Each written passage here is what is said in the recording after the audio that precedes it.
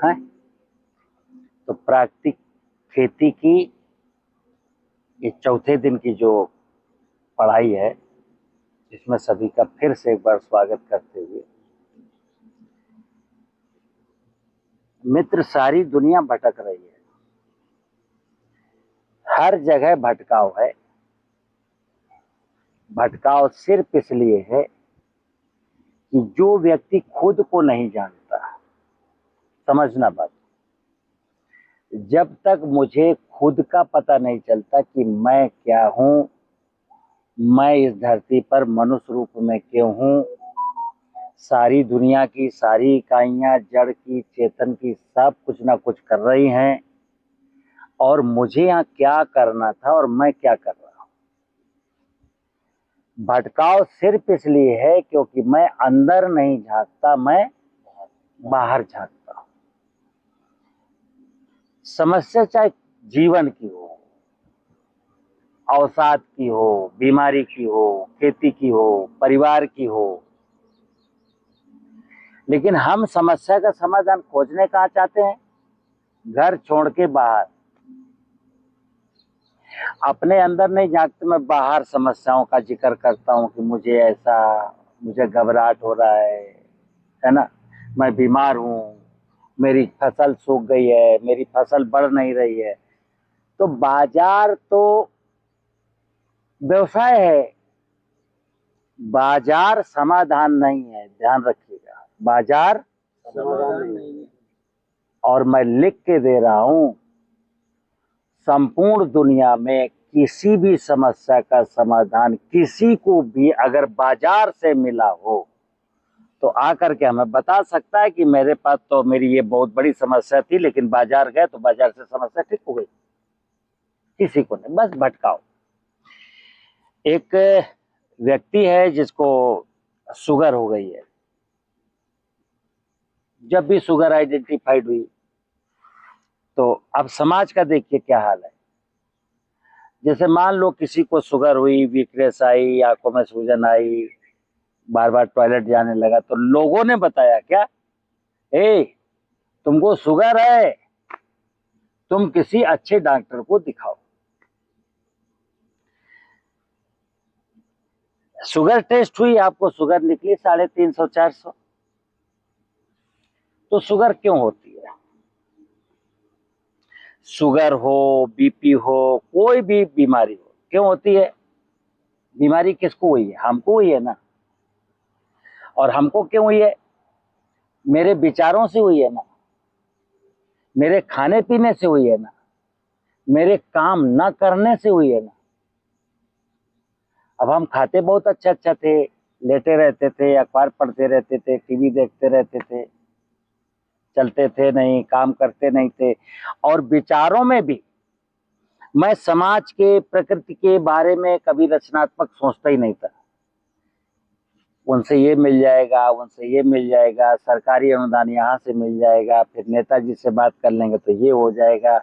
बिना काम किए हमको बहुत कुछ चाहिए था और काम नहीं करना था और रसगुल्ले खाने थे। तो तुमको शुगर इसलिए हुई है। तो अगर जिसको शुगर हुई है, जिसको बीपी हुआ है, तो वो एक बार अपने अंदर झांके, ये बीमारी आखिर कहाँ से आई। देखिए मेरी बात गौर से सुनिए, तो उसे पता चलेगा मेरे विचारों से, मेरे इस प्रकार के खान पान से, मेरे अकर्तापन से ये बीमारी आई है। तो अरे नहीं, अब ये खाना छोड़ दूंगा, ये खाना कम कर दूंगा, ये कुछ चलना फिरना शुरू करूंगा और चिंतन बहुत अच्छा कर लूंगा, अब मैं अच्छा सोचूंगा। तो बीमारी का स्थायी उपचार यही है।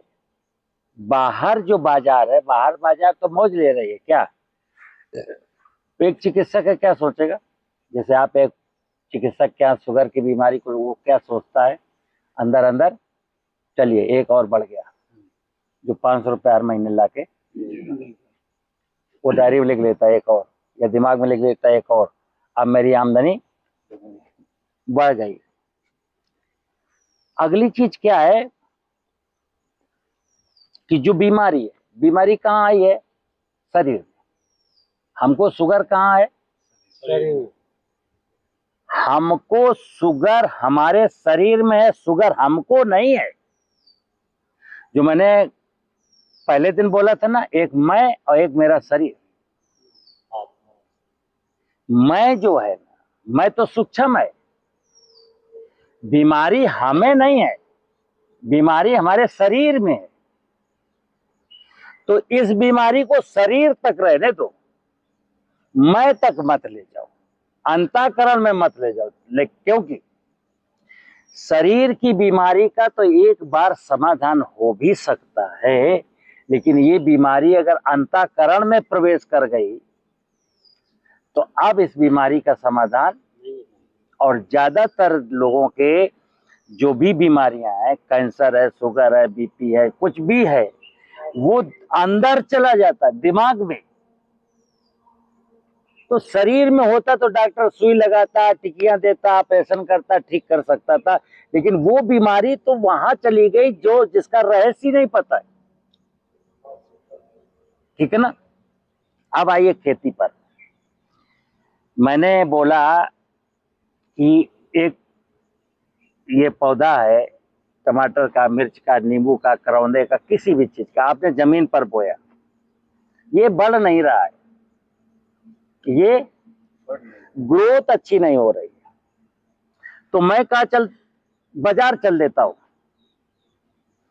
मेरी कोई भी फसल हो जो मैंने खेत में बोई है, वो ग्रोथ नहीं कर रही, तो मैं क्या करता हूं, बाजार झोला लेके, पैसा लेके बाजार निकल पड़ता। किसी वैज्ञानिक से मिलूंगा, किसी दवा बेचने वाले से मिलूंगा, कहीं इससे पूछूंगा, भाई साहब मेरा मटर था, भाई साहब मेरा टमाटर था यार, वो क्या बताएं यार, देखो 20 दिन हो गए वो चल ही नहीं रहा है। तो वहां क्या समाधान मिलेगा? क्योंकि बाजार एक बिजनेस है।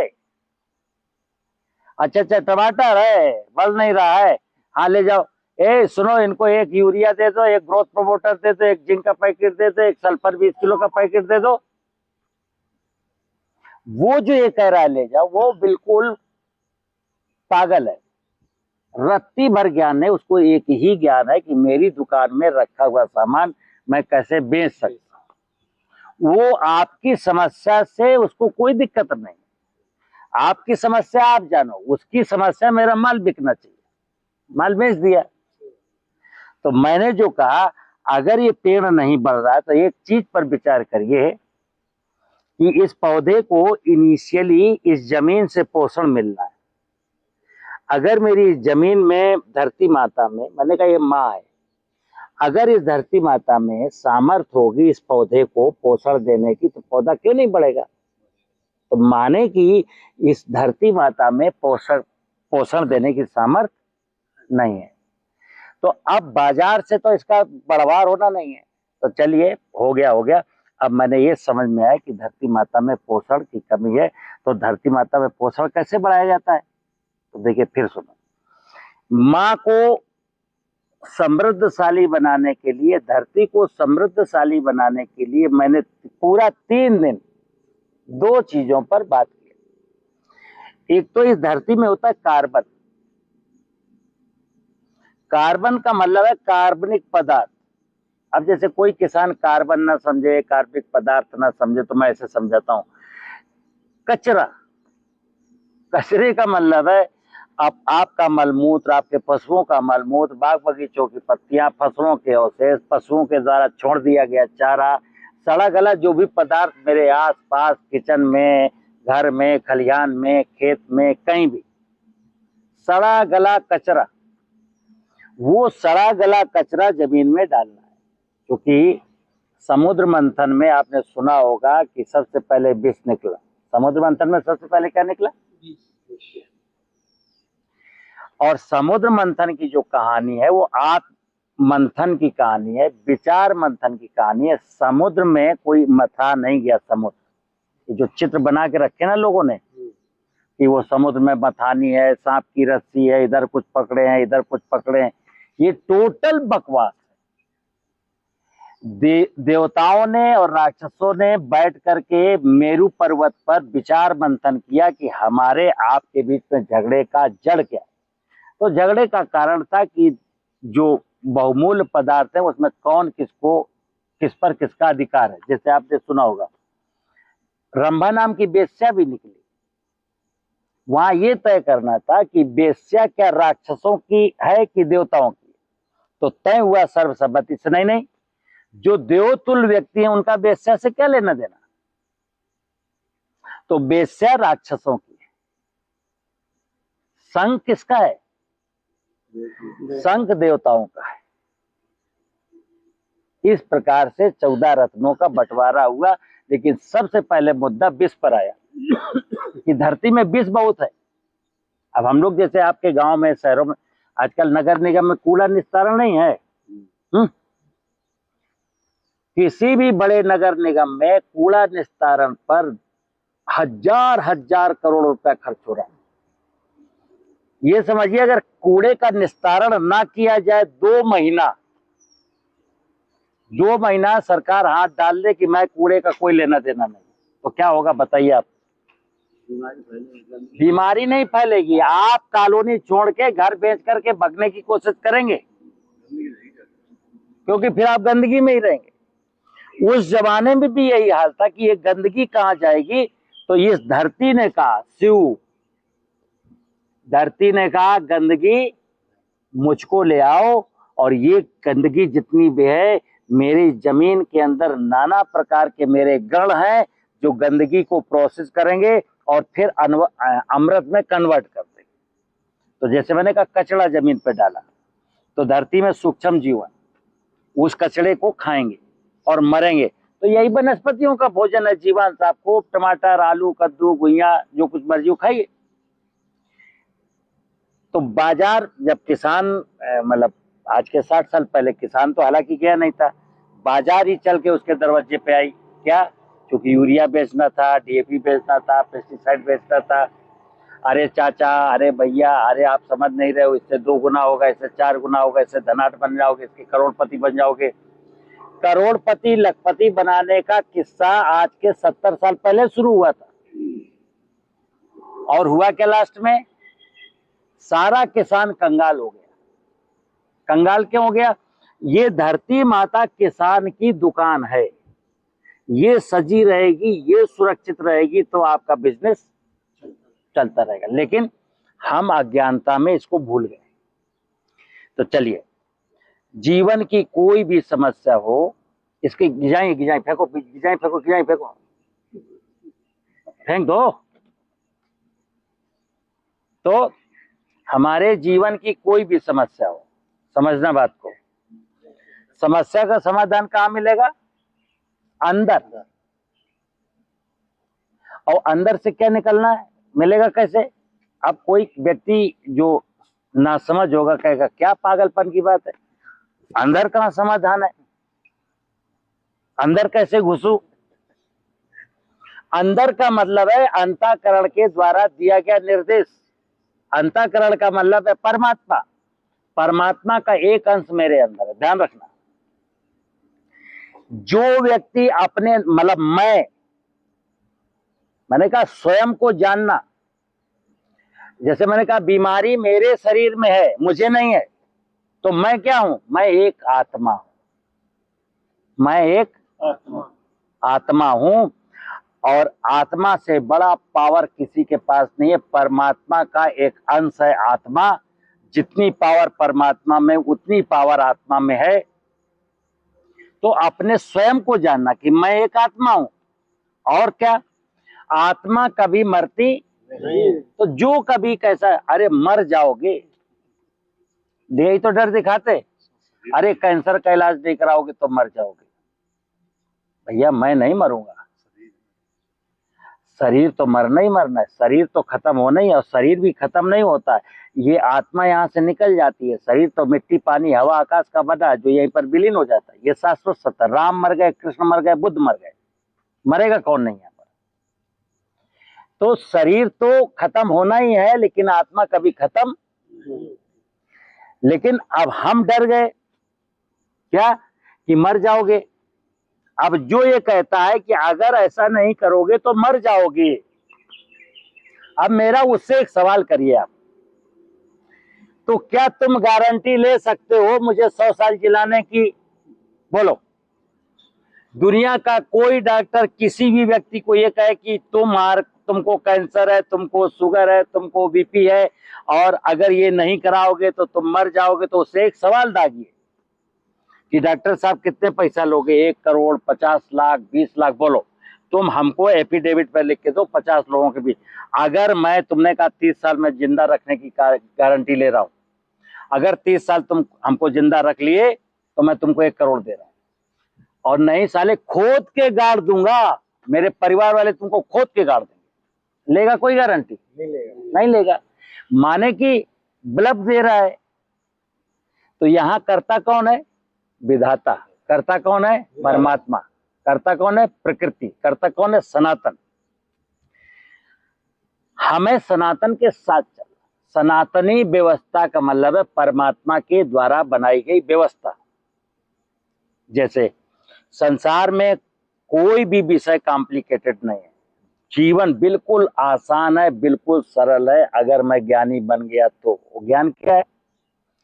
धरती क्या है, धरती का वैभव क्या है, धरती कब बनी, कैसे बनी, क्या देती है, ये जलवायु क्या है, वृक्ष क्या है, सूरज क्या है, आकाश क्या है, पानी कौन लाता है हमको, सूरज से हमारी फसलों को भोजन मिलता है।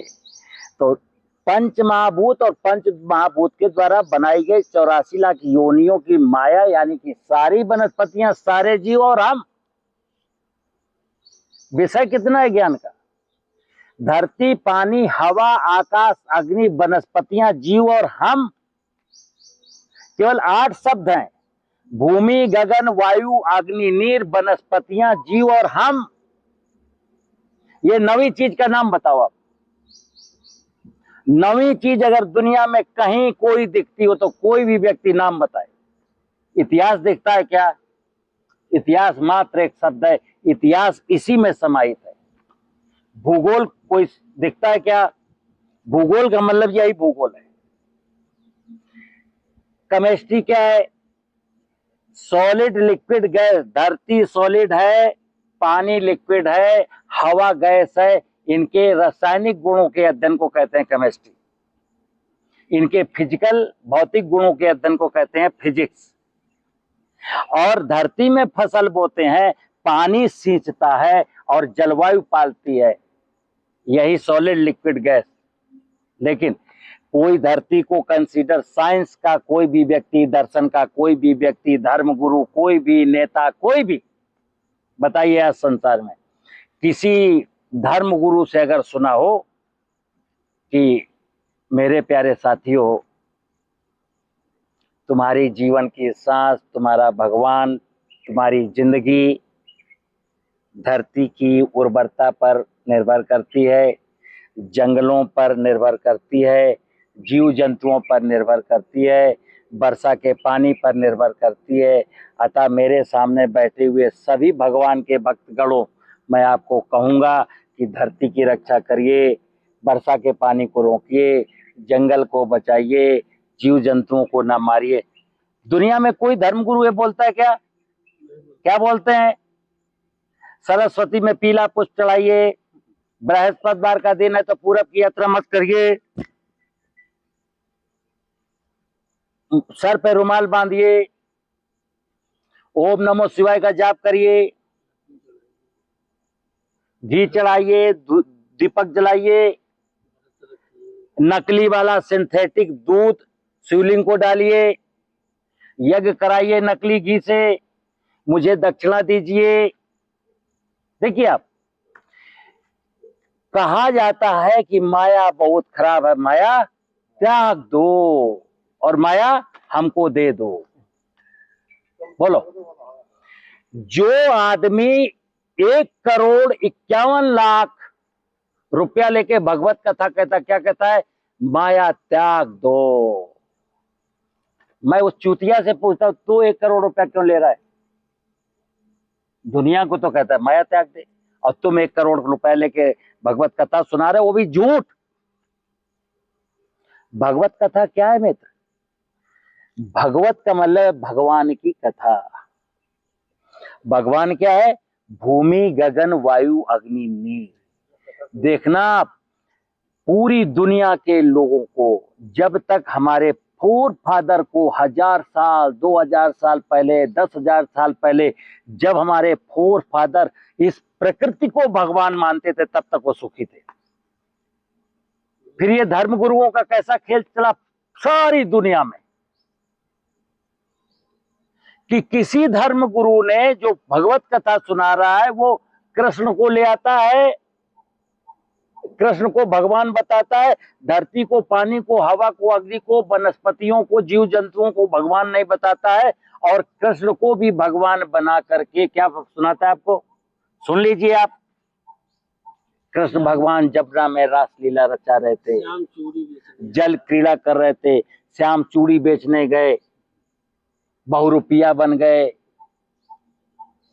एक तरफ आप कृष्ण को अपना भगवान भी बताते हो और दूसरी तरफ कृष्ण के जीवन में जो कभी घटनाएं घटी ही नहीं, जिन कहानियों से उनका कोई सरोकार नहीं, वो मन गढ़ंत कहानियां पब्लिक को सुनाते हो। और पब्लिक का भी हाल देखिए कि पब्लिक को भी मजा आता है,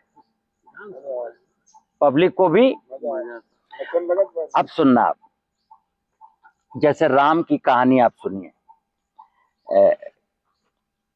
कई रामायण में कई कांड हैं ना, बाल काल की चीजें हैं, गुरुकुल की चीजें हैं, फिर वो स्वयंवर की चीजें हैं, फिर वन की चीजें हैं, फिर लंका कांड है, अरण्य कांड है जब विभीषण से मिले। इतना मत सुनिए आप, राम की कहानी को, अगर आप राम की कहानी को समझेंगे, देखिए कितना पवित्र है। अब जैसे राम की कहानी जो सुना रहा है वो क्या कर रहा है, बचपन में राम जब आंगन में राम लक्ष्मण भरत शत्रुघ्न खेल रहे हैं, नन्हे नन्हे से बालक हैं, पैरों में पैजनिया है, तो कथावाचक क्या सुनाता है, ठुमक चलत रामचंद्र बाजत पैजनिया। आधा घंटा लगाएगा इस पे भाई, तब तो किसी को नहीं पता था कि राम भगवान बनेगा, और ये स्थिति तो हर बालक की है। आपने आंगन में हर बच्चा राम जैसे ही है। अब हर बच्चे को राम बनाना है, ऑब्जेक्ट क्या है, हर बच्चा राम जैसा बने। उसके लिए कौन सी कहानी सुननी चाहिए कि एक बार जब माता कैकेयी ने दशरथ से पूर्व में दिए गए 2 वचन मांगे, तो आज अवसर आ गया, राम का राज्याभिषेक कल होने वाला है, तो उसके कैकेयी के मन में आया कि क्यों ना मेरा भरत, कहानी तो यहां से है। तो आप कैकेयी ने कहा राजा दशरथ से कि भाई आज वरदान दे दो। अब यहां भी देखना, कैकेयी को सेफ साइड कर दिया लिखने वालों ने कि कैकेयी को मंथरा ने भरा। अब बेवकूफी यहां से शुरू होती है, किसने देखा मंथरा ने भरा। नंबर 2, रानी है, कैकेयी कोई छोटी वस्तु नहीं है जो दासी के कहने से कुछ बहक जाएगी। कैकेयी के मन में स्वतः ये विचार आया क्या कि मेरा भरत पुत्र गद्दी अगर उसको मिल जाए तो मजा आ जाए। तो कैकेयी ने राजा दशरथ से नहीं कहा ना, कैकेयी ने कैसे कहा, कैकेयी ने ये डायरेक्ट नहीं कहा कि महफिल में आती बीच में बोलने लगती, मतलब हल्ला नहीं मचाया उसने, कोप भवन में चली गई। राजा दशरथ खुद ही पहुंचे कि क्या दिक्कत है, तो वहां धीरज से कहा कि मेरे मन में विचार आया है, पब्लिकली मैं हल्ला नहीं मचा सकती। तो राजा दशरथ भी क्या करते, राम को वनवास भेजने की स्थिति में नहीं है और कैकेयी के वचन भी नहीं टाल सकते, तो वो भी कोप भवन में चले गए। फिर वहां राम पहुंचे, जब पिताजी राम को नहीं दिखे तो पापा कहाँ गए, तो राम पहुंचे वहां। तो दशरथ जी ने नहीं कहा क्या कि राम तुमको वनवास जाना है, नहीं बोला ना, आदेश नहीं दिया। दशरथ जी ने कहा कि राम तुम्हारी माता कैकेयी ने आज मुझको ये 2 बातें कही है। तो राम देखिए कितने सहज हैं। तो राम कहते हैं पिताजी, तो इसमें उदास होने की, दुखी होने की क्या जरूरत है। अगर मेरी कौशल्या माता ने ये कहा होता तो एक बार मैं सोचता माता केकई तो हमको सबसे ज्यादा प्यार हमको ही करती हैं। अगर उन्होंने बोला तो मेरी भलाई है कुछ, तो राम सहज जाते हैं ना। अब सीता को किसने कहा था? सीता तो स्वयं तैयार हुई। अब देखिए रात का 12 बजा, 1 बजा है, रात्रि का समय है, महल में कोई सो नहीं रहा है, तीनों रानियां जग रही हैं, चारों बहुएं जग रही हैं। अभी तो केवल वहां लक्ष्मण ही है, भरत शत्रुघ्न तो ननिहाल में है, पूरा महल जग रहा है। तो जो सुमित्रा है ना, सुमित्रा क्या सोच रही है कि कल राम जाएंगे जंगल, सीता भी जिद कर रही है। अब ये दो राम सीता जाएंगे, शेर आएगा, राक्षस आएंगे, भालू आएगा, इनकी रक्षा कौन करेगा? देखिए वो रात में ही अपने पुत्र के पास जाती है, लक्ष्मण के पास। लक्ष्मण भी जग रहा है। सुमित्रा कहती है लक्ष्मण से कि लक्ष्मण सोए नहीं, तो लक्ष्मण कहते हैं मां तुम क्यों नहीं सोए? पूरा महल जग रहा है, हालात कुछ ऐसे हैं। तो सुमित्रा कहती है लक्ष्मण तुमको नहीं लगता कि तुमको भी भैया के साथ जाना चाहिए, भाभी अकेली है?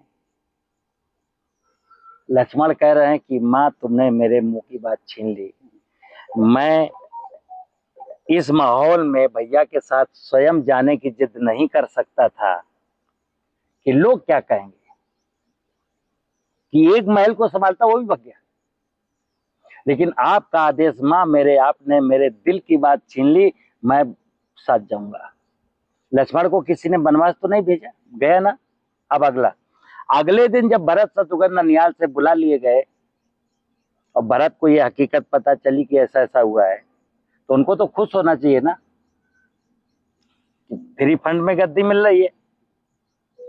लेकिन नहीं, वो गद्दी भाई की है, मनाने जाते हैं साहब, जब नहीं आते तो खड़ाऊ लेकर आते हैं और अयोध्या के बाहर कुटी बना के रहते हैं। अब बचे बेचारे शत्रुघ्न। अब शत्रुघ्न की लाचारी है क्या कि एक को तो वनवास हुआ, अगला उनकी सेवा के लिए गया।